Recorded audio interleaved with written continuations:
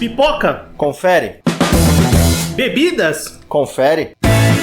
Controle remoto. Na mão e pronto pro play. Então agora estamos entrando no Sofaverso.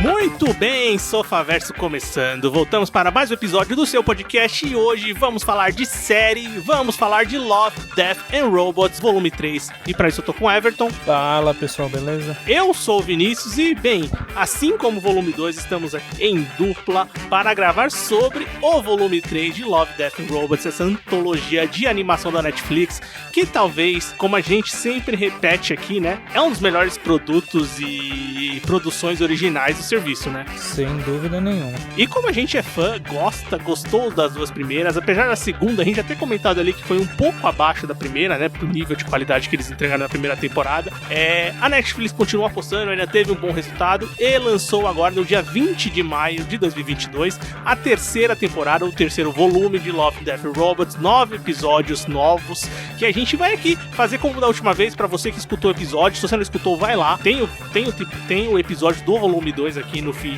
do Sofaverso, procura lá que você vai escutar, e a gente vai comentar um pouquinho sobre esses novos episódios, o que a gente achou, o que não achou, os nossos episódios favoritos, e vamos começar do começo, né? Everton, o que você achou desse terceiro volume, dessa nova temporada de Love, Death and Robots? Uma das coisas boas que aconteceu foi que ela retomou um nível muito grande, como era o da primeira temporada, e bem melhor que a segunda temporada. Isso é uma coisa que eu já digo logo de cara, que os episódios dessa temporada são muito bons. Tem o retorno de algumas coisas que já apareceram, né, na primeira temporada, mas também tem novas histórias assim que funcionam muito bem, sabe? Eu acho que tem talvez algumas das melhores histórias de todas as temporadas, sabe?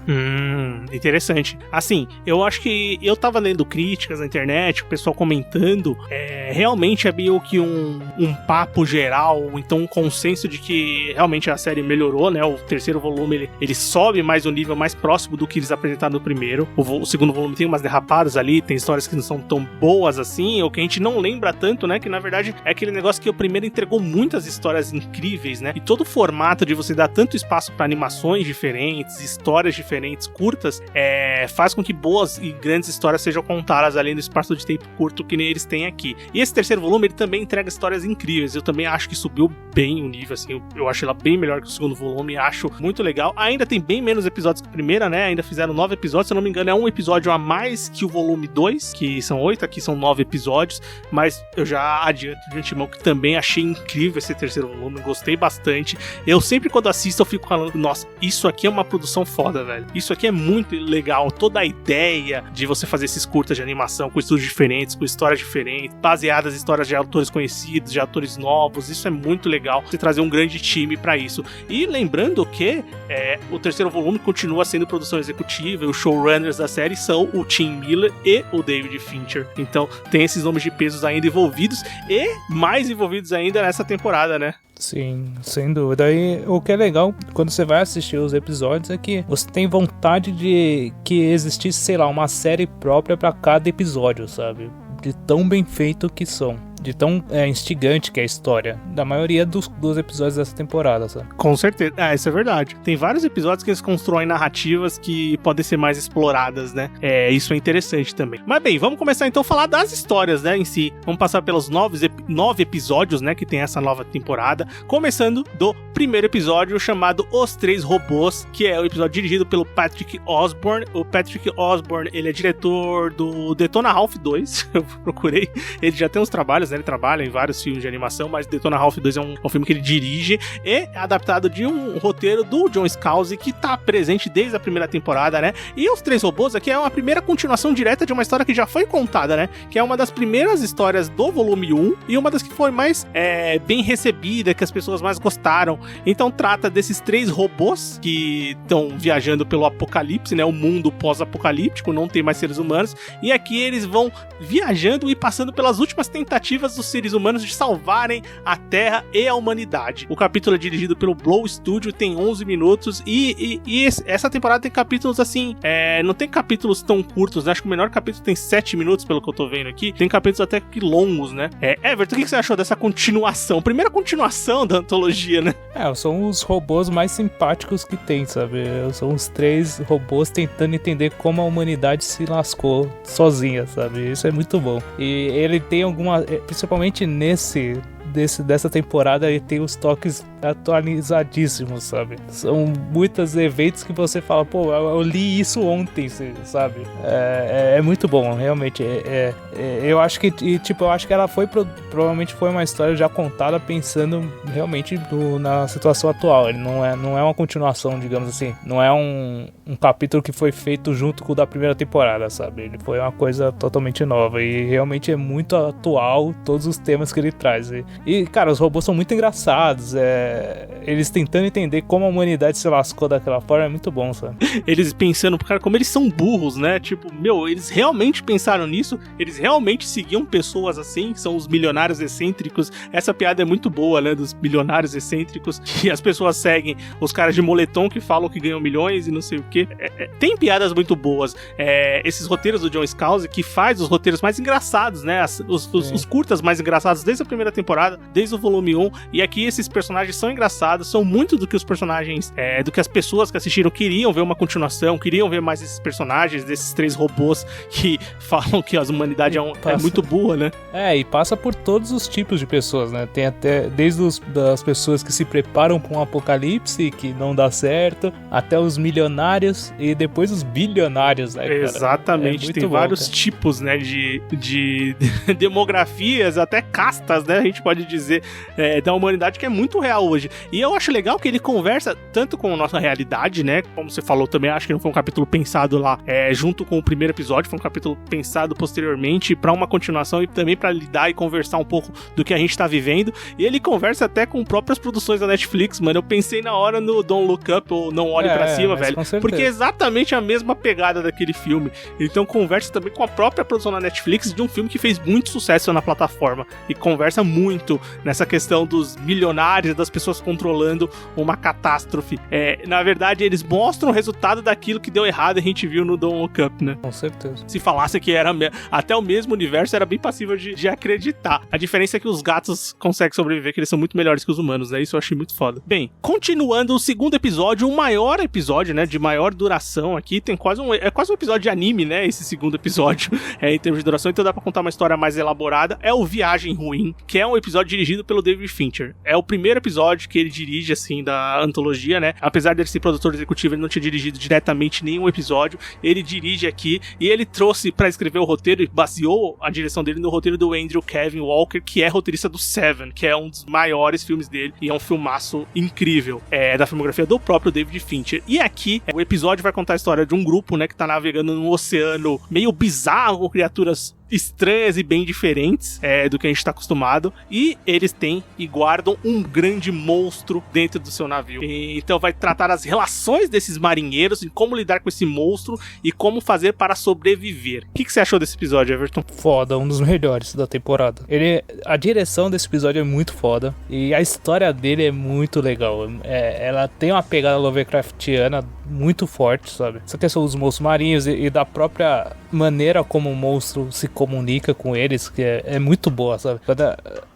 Na história, né, o monstro vai lá, ele meio que invade o navio e os marinheiros têm que decidir, pô, mano, alguém tem que ir lá pra tentar resolver isso, né, cara? E escolhem um dos marinheiros e esse marinheiro ele acaba fazendo um acordo com o monstro, né? Que o monstro ele começa a pegar o gosto de matar, de comer pessoas, sabe? De matar pessoas, tá? E como o monstro se comunica, que é através de um marinheiro morto, sabe? Aquilo é muito bizarro, muito Lovecraftiano e cara, toda a construção da história, da questão de traição entre os marinheiros, tá? É muito foda. Esse capítulo eu achei sensacional. Tem uma cena de ação absurda. Não, ele tem vários elementos interessantíssimos, né? Eu não comentei, a animação é do Blur Studio. O Blur Studio é um estúdio que faz várias animações pro Love, Death and Robots. Também fez na temporada passada coisas das melhores, assim, o Pop Squad, por exemplo, é Blur Studio. E tem outras animações também ali que são deles. Mas eu vou muito... É legal esse estilo, porque ele é realista ao mesmo tempo que ele é caricato, né, cara? Exatamente. É muito foda, velho. Esse eu acho um tom muito interessante.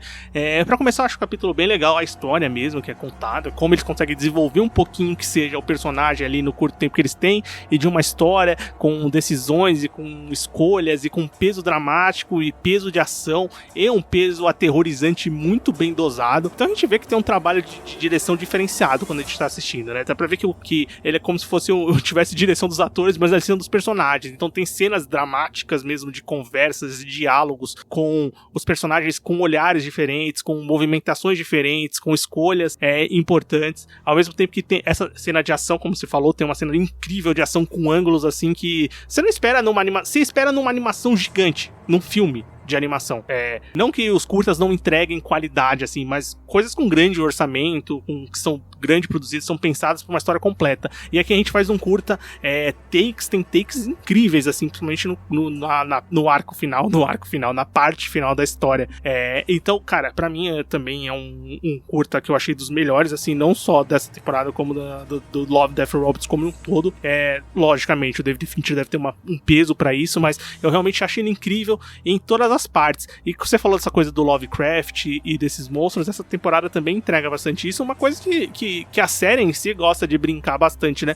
Porque por mais que tenha caído até num clichê, ainda quando é bem feito, é bem funcional. Não entendo como clichê, mas eu acho que funciona bem, sabe, pra contar a história. Cara, sem dúvida, é um episódio, assim, muito bom. Eu gosto bastante. E uma coisa que ele já começa a mostrar, e uma coisa que essa temporada trouxe de volta, é uma violência fudida, né? Tem muita violência. Nesse aqui, o Death, ele tá bem acentuado, assim. É uma violência gráfica forte.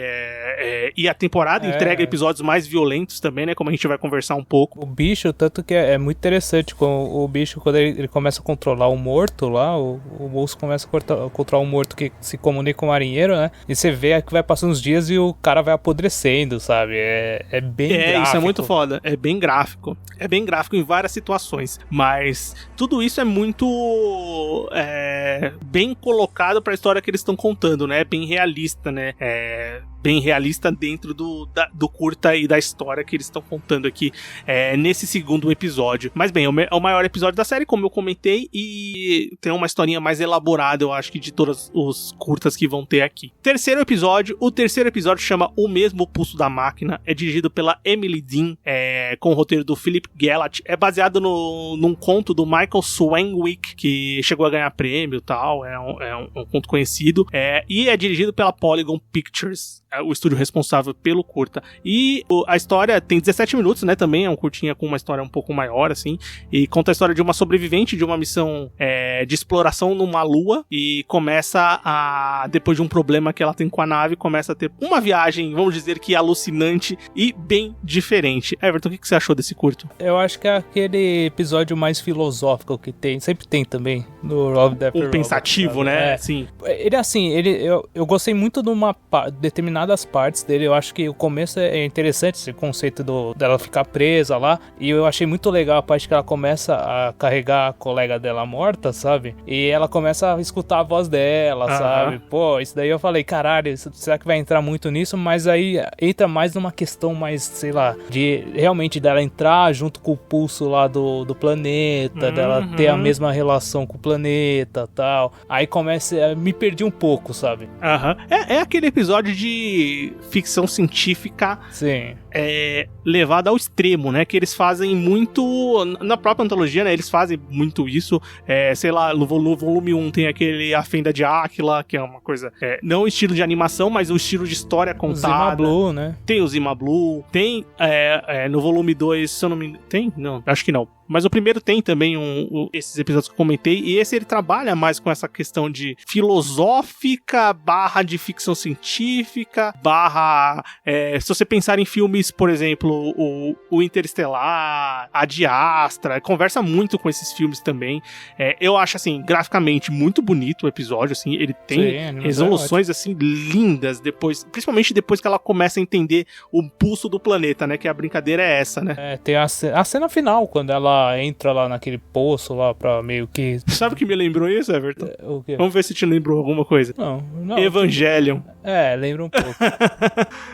Final do Evangelion, Pode que é crer. aquele oceano de gente, todo mundo volta pro mesmo oceano. Sim, bem isso mesmo, cara. Mas é muito boa essa cena, é muito foda, tá ligado? Ela começa a se dissolver lá. Tá? Não, quando ela consegue enxergar e, cara, eu acho muito foda a cena que... Tem uma cena desse episódio que ela vê tipo, ela começa a ter alucinações daquelas pessoas falando com ela, aí tem aquelas coisas gigantes, né, aquelas pessoas gigantes, aí depois tem um astronauta gigante que é emulando a amiga dela. Eu acho essa cena lindíssima, assim, é um trabalho de produção visual, assim, muito bonito. Porque... Entra aquela questão de que ela tá alucinando porque ela tá perdendo o oxigênio e tá usando lá os remédios e tal, pra se dopar, né? Sim. Muito bom, cara. Que mistura a sensação de alucinação da personagem com a estranheza e com a autenticidade daquele planeta. Aquele planeta é único, ele tem umas características ali que elas são planeta, fora da... né? Ela é uma lua, né? É a lua de Júpiter, lua de Júpiter, pelo que eu entendo. Não, é isso mesmo, é uma lua de Júpiter. E tem aquelas características únicas, físicas mesmo, né? Que vão mexer com o corpo humano de uma maneira diferente, junto com as drogas e tudo mais. É uma história bem contada. Eu fiquei curioso pra ler o conto, por exemplo, dessa história, pra saber como é que isso é desenvolvido. Se um curta consegue entregar isso, talvez o conto tenha mais detalhes, assim, interessantes. E, esses curtas, eu tô pensando, esses curtas sempre geram coisas legais, né? Porque, assim, o Love and Death and Robots tem vários episódios que são baseados em curtas de ficção científica, né? Na verdade, a grande maioria, por exemplo, tem grandes filmes como A Chegada, que é baseado também num conto, né? Então, tem essas historinhas aí que podem gerar grandes histórias. E nesse aqui começa a ter um pouquinho... Essa temporada não tem tanto aqueles episódios, tem um, mas eu achei que ele é um pouco abaixo, assim, pra você entender que você pega os atores famosos mesmo e recria eles em tela. Sim. Nesse aqui tem um elenco de voz interessante nesse volume 3, nessa nova temporada. A Mackenzie Davis, que é aquela atriz que tá no Station Level, que é uma série que eu recomendei há pouco aqui, tá no Exterminador Futuro mais recente que saiu. Ela faz a voz da personagem principal. Todas as temporadas tem atores famosos, assim, no elenco de voz, né? Isso, dá um grande reforço pra série, né? Bem, continuando, episódio 4, Noite dos Mini-Mortos. Esse aqui é o mais porra louca de todos os episódios, bom, né? O episódio é dirigido pelo Robert Beese e o Andy Lyon, que são também roteiristas da série. É baseado numa história do Jeff Fowler e do Tim Miller, produzido pelo Buck Studios. E tem 7 minutos de duração, é o menor episódio de todos ele. E ele conta a história de um apocalipse zumbi que se origina de uma transa profana. O que eu acho bom é que tem a sinopse que ele fala assim, é o apocalipse mais fofo que você vai ver, tá ligado? É verdade, mas é isso mesmo. É muito bom, mano. É realmente as miniaturas, o apocalipse em miniatura, é muito bom, cara. Ele parece um jogo de videogame, sabe? Sim. Ele parece... jogos cult. Exatamente, aqueles jogos indie, tá ligado? É verdade. Parece um jogo indie de zumbi, sabe? Mas ele é muito bem feito, cada detalhezinho é muito bom, sabe? Estão misturando cult indie, cinema com videogame.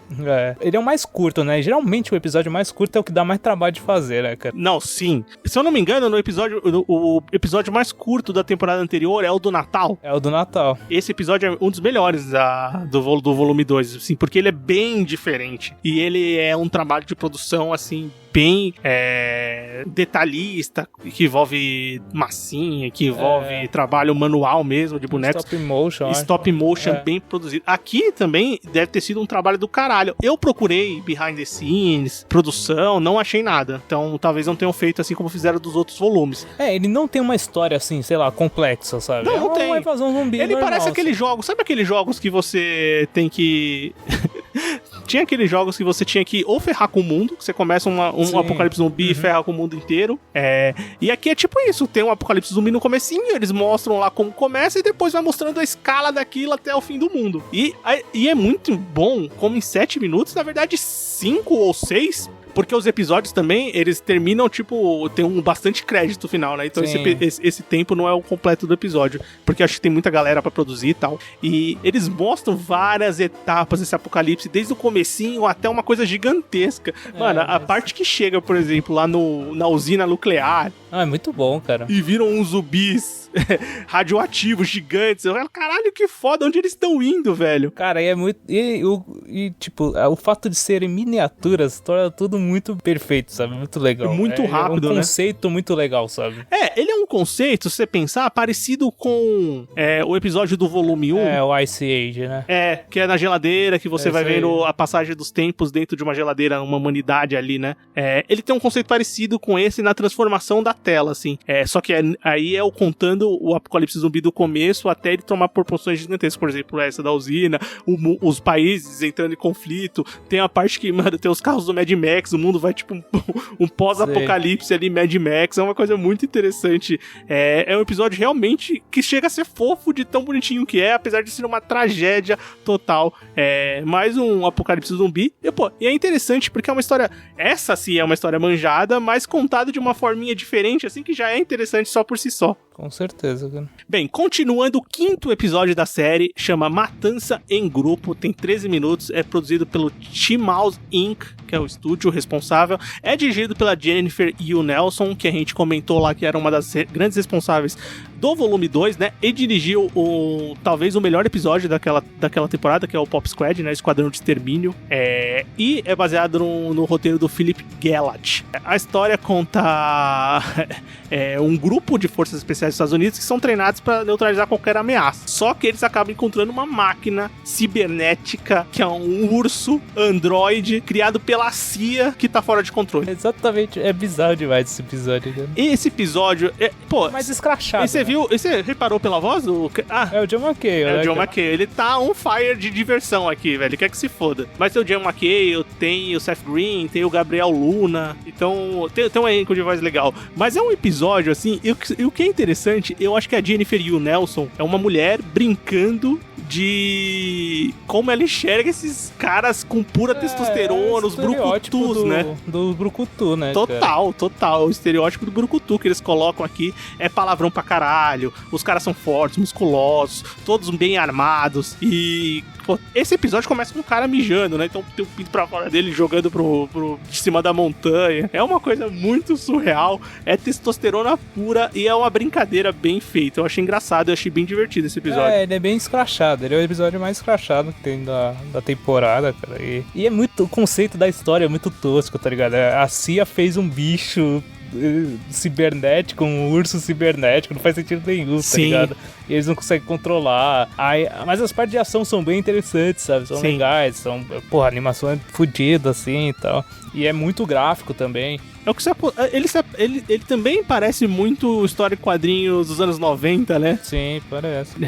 Uma coisa meio Rob Liefeld, com os caras super musculosos, super fortes, com as suas armas e tudo mais, enfrentando um urso cibernético. Ele é bizarro. É também um episódio ultra violento, que faz todo sentido junto com os personagens. Então, graficamente, ele tem muita violência e, faz sentido com o tipo de episódio, história que eles estão contando. Mas ele é realmente um episódio que é aquele que o Love, Death Robots faz os episódios pra você pensar, pra você refletir, pra você filosofar, pra você pensar além, pensar nas 3 questões, os três palavras que dão título à série. Mas também tem episódios que foda-se, só assiste aí, se diverte e vamos lá, que é esse tipo de episódio como o Matança em Grupo. Bem, o 6º episódio da temporada chama Enxame, é dirigido pelo Tim Miller, então a gente tem os 2 produtores executivos, os 2 nomes mais pesados por trás de toda a história toda a produção do Love, Death Robots, dirigindo episódios. O Tim Miller já dirigiu outros na antologia, de frente do David Fincher, mas aqui ele dirige esse episódio especificamente. O roteiro é dele e do Philip Gellat. O Blood Studio é responsável. O episódio tem 17 minutos, também é um episódio longo que tem uma história mais elaborada, totalmente diferente do Matança em Grupo, por exemplo. E conta a história de 2 cientistas humanos que estudam os segredos de uma entidade alienígena, tentando descobrir como funciona aquela forma de vida para poder levar pra Terra e poder salvar a humanidade mais uma vez, né? Ou então ter algum tipo de controle maior da humanidade. Mas eles logo descobrem que estão, na verdade, num universo hostil. E aí, Everton, o que você achou desse episódio? É o episódio que eu menos gostei. Interessante. Eu acho que... É porque... Eu acho que eu também. Muito pelo protagonista, porque eu não fui com a cara dele desde o começo, tá ligado? É um pau no cu, tá ligado? Porque ele é um história, na história, ele é o cara... Ele quer utilizar essa questão do enxame, da colmeia, né? Desse tipo de população, assim, pra poder criar escravos, praticamente, pra humanidade, né, cara? O final eu acho muito bom. O final é foda pra caralho, sabe?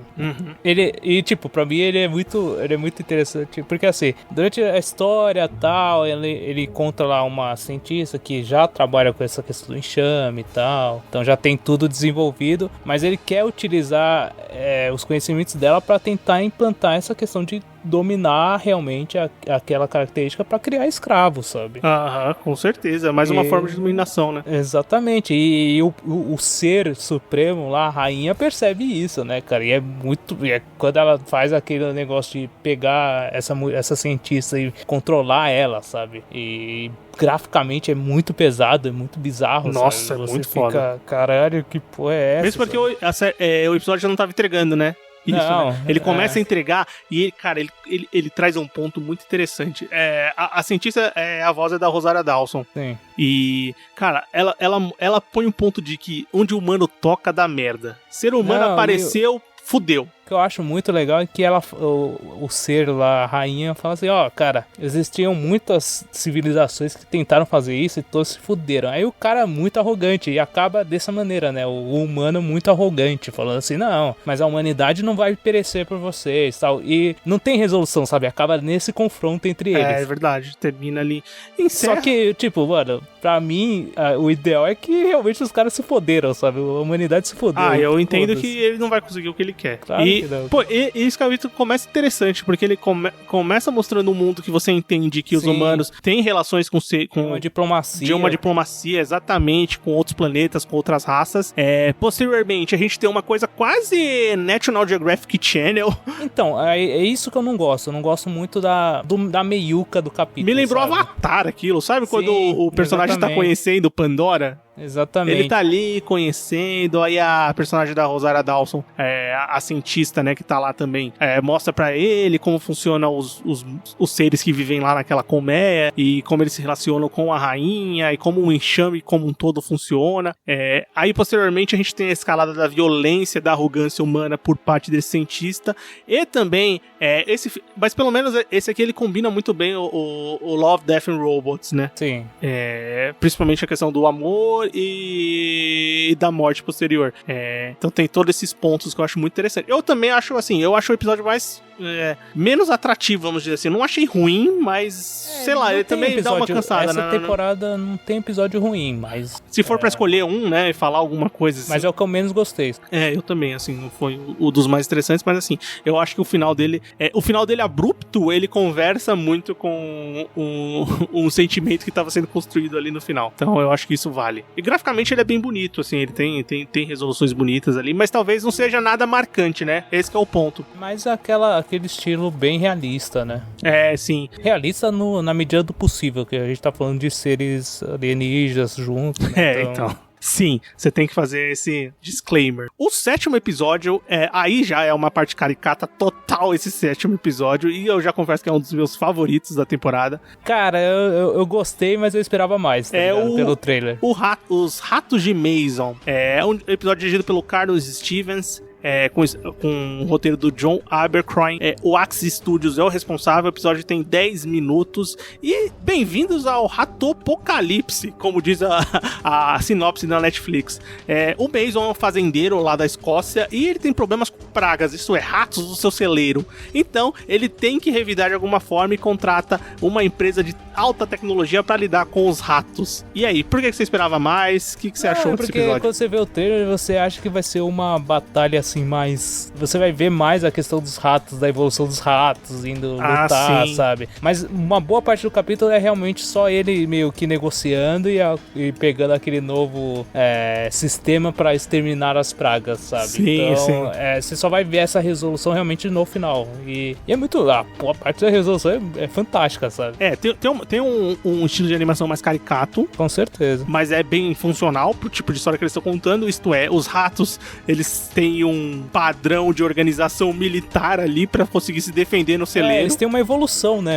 É Praticamente. uma evolução mesmo, e lidando com as ameaças dessa empresa de tecnologia que tem robôs armados que vão batalhar com eles. Mas, pô, tem umas escolhas interessantes de ação mesmo na reta final do episódio. Tem umas partes de comédia que eu acho que são bem funcionais. O Dan Stevens, ele faz a voz do vendedor lá. Do vendedor. E assim, eu gosto bastante desse episódio, porque eu acho que funciona esse tom de comédia e caricato junto com a ação que vai tendo. E, pô, tem um gore pesado nos ratinhos, né, tadinhos? É pesado, cara. Isso que mostra que, tipo, essa temporada realmente eles não aliviaram, sabe? Não aliviaram, porque até no episódio que teoricamente é mais cômico, eu tô falando dos que tem diálogo, tem história, ele ainda tem uma boa dose de gore, de violência, né? Mas eu acho legal a resolução dele, ele fazendo os acordos com os ratos, ele tomando o drink dos ratos lá. Sim. Cara, eu acho essas coisas bem interessantes. Os ratos armados, preparados pra batalha. Eu acho legal quando começa o episódio que ele vê que os ratos atacaram ele com flechas e o rato tá armado e tá com um coletinho ali, com os utensílios de batalha. E fala, mas que porra é essa, velho? O rato atacando a câmera, tá O rato ligado? atacando a câmera. Não, tem umas coisas bem legais nesse episódio. Eu gosto desse episódio, eu achei ele bem divertido. No penúltimo episódio da temporada, o 8º episódio, chama Sepultados na Caverna, dirigido pelo Jeremy Chen, com o roteiro do Philip Gellat.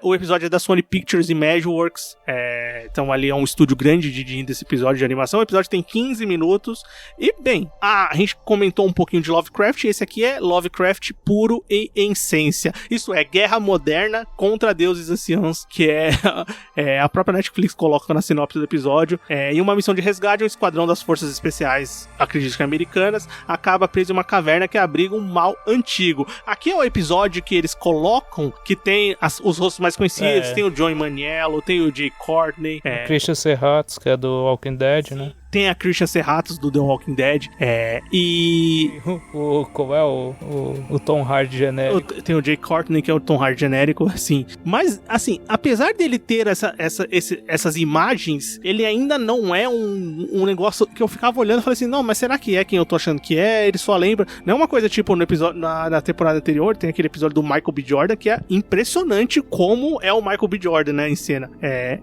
Até o próprio episódio anterior, que tem uns episódios com efeitos realistas que são mais caprichados do que esse. Só que você ainda lembra das pessoas, né? Esse você reconhece, ainda fácil. Você reconhece tranquilamente. Reconheci assim. todos, tá? E, cara, é um episódio, assim, bem legal. Gostei pra caramba. Você gostou desse episódio? Muito, velho. Eu achei essa questão é bem Lovecraftiano também, sabe? E eu achei muito bem feito, sabe?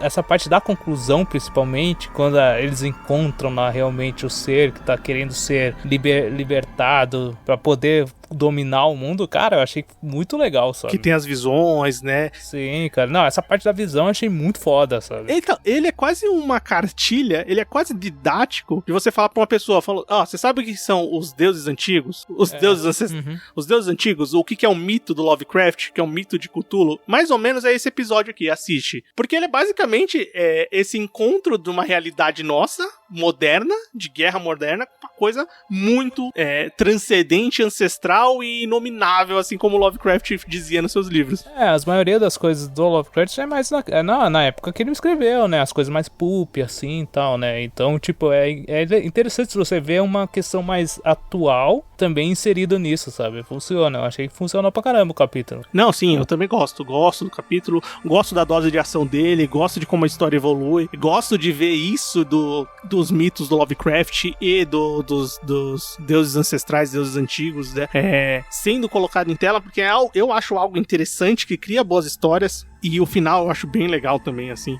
Apesar aquele final sem esperança nenhuma pros personagens que estão participando do curta, da história, porque é realmente o que normalmente acontece nessas histórias. Então, cara, eu acho bem funcional. Como eu falei, eu acho bem uma cartilha pra você entender o que são esse terror cósmico que as pessoas falam tanto e às vezes não tem tantos bons exemplos. Esse é um curta de 15 minutos que explica muito bem o que é isso. E pra encerrar a temporada, a gente tem um 9º episódio chamado Jibaro. Fazendeiro também. Ah, sim, Fazendeiro. Tá na Netflix, tá em português. O episódio é dirigido pelo Alberto Mielgo, também com o roteiro dele, é produzido pelo Pinkman.tv, que é o estúdio responsável, que também é responsável pelo episódio A Testemunha, lá do volume 1. Então, se você lembrar ou tiver assistido recentemente, você vai matar na hora, que é a mesma estética, assim, daquele episódio, que é um dos melhores do primeiro volume, assim, eu acho muito foda. É um episódio longo também, tem 17 minutos, porque tem uma história contada, maiorzinha ali, mesmo que basicamente sem diálogos, e conta a história de um cavaleiro surdo com uma sereia mitológica que se envolve numa dança mortal repleta de sangue, morte e riquezas. O que você achou desse episódio, Everton? É o ápice, a excelência do Love, Death Robots, tá ligado? Tipo, é só isso. É por isso que sabe? eu assisto Love, Death Robots. É só isso, é mostrando que realmente é uma série do caralho, sabe? Porque é uma das melhores histórias e cara, a história em si é muito boa, a animação dela é um negócio absurdo, a direção é foda demais.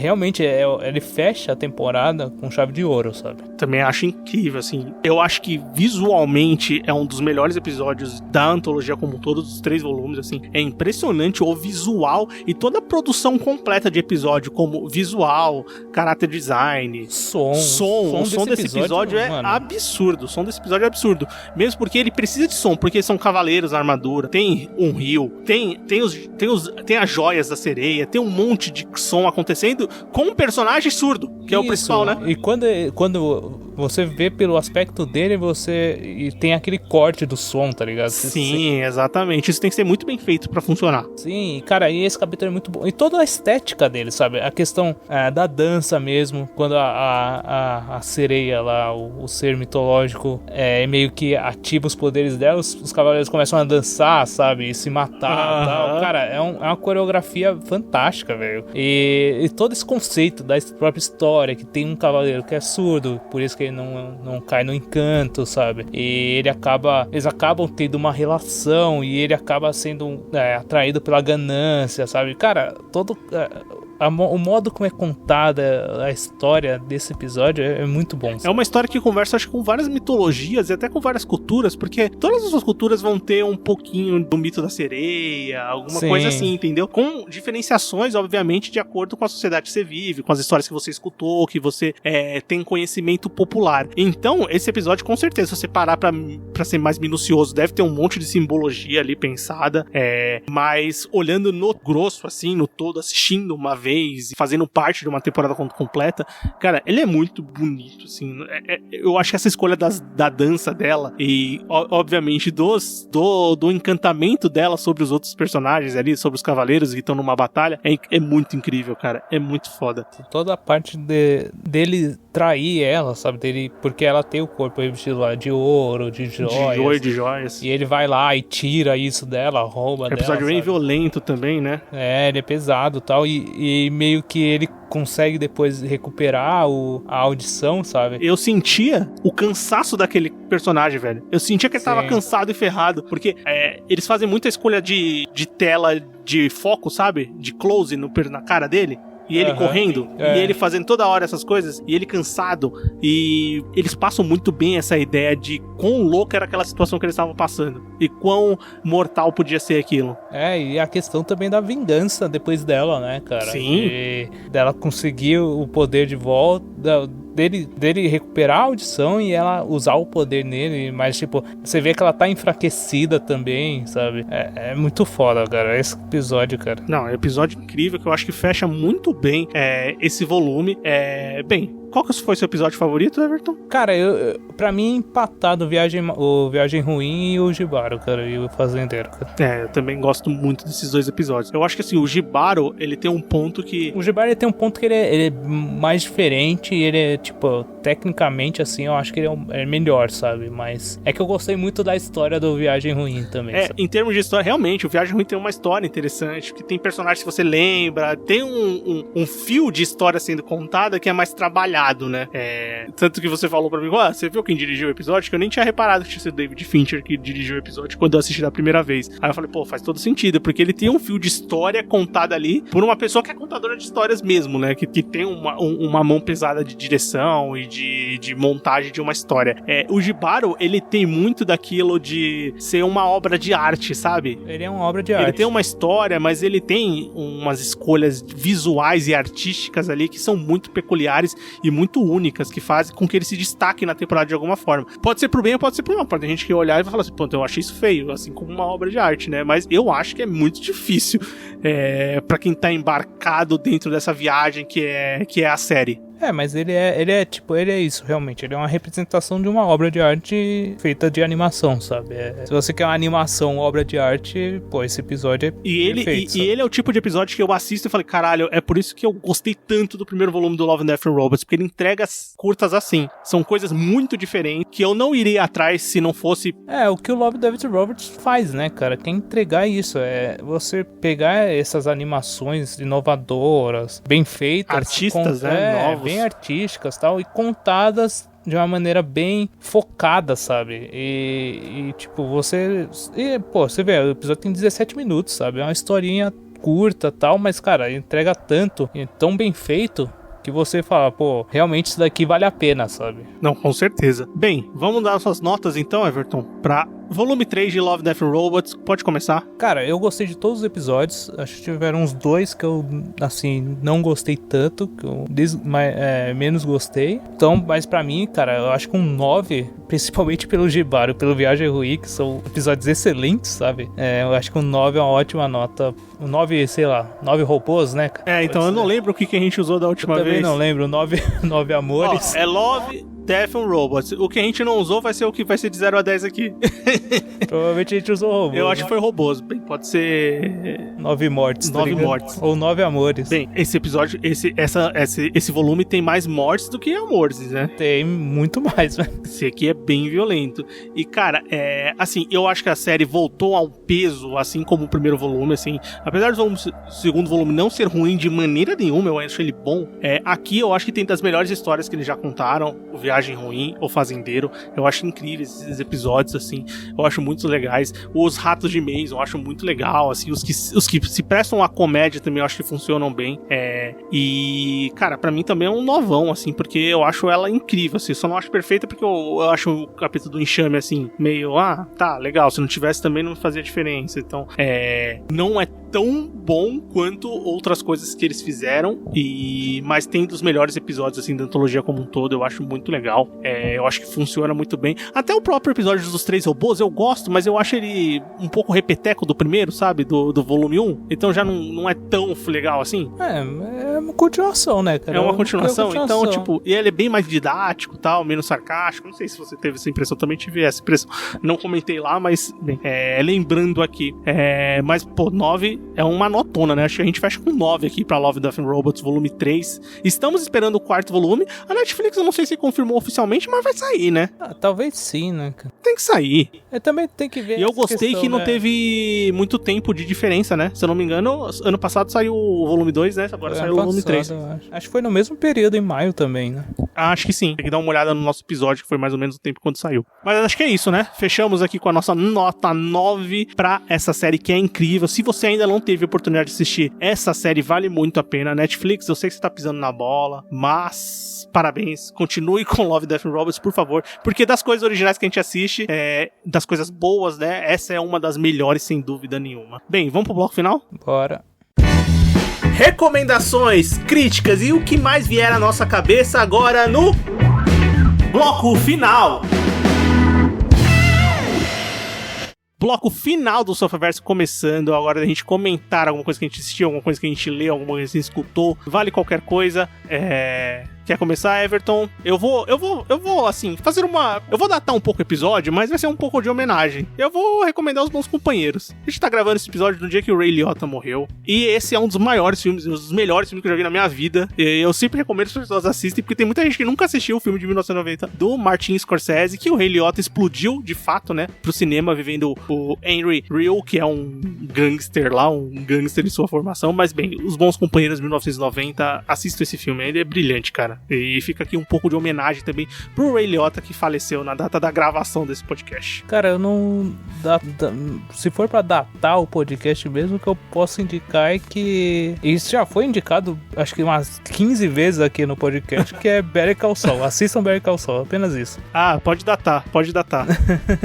Apenas isso, assistam Better Call Saul. Better Call Saul, como um todo, né? Como a gente tá gravando e está saindo a 6ª temporada, só pra Exatamente. ficar mais específico, Everton. Tá saindo a 6ª temporada, já tá próxima de terminar, né? Vai terminar esse ano, mas, cara, assistam, porque é fantástico demais. Sem dúvida nenhuma. Se a gente fizesse um episódio de séries mais subestimadas, eu acho que o Better Call Saul tava lá, porque eu não sei porque as pessoas não são alucinadas nessa série, porque também o formato de distribuição é diferente do que era no Breaking Bad, de TV, das pessoas baixando torrent, mas enfim, endosso a sua recomendação, assistam Better Call Saul. Eu acho que é isso, né? Sim. Conversamos sobre aqui o 3º volume, a 3ª temporada de Love, Death and Robots. Espero que você tenha gostado do episódio. Conta pra gente qual foi o curta dessa temporada, o episódio dessa temporada que você mais gostou. Você assistiu, não assistiu? Qual que é você achou que a série melhorou? Também continua tão boa quanto era nas 2 temporadas anteriores? Conversa com a gente. Você pode procurar a gente nas nossas redes sociais.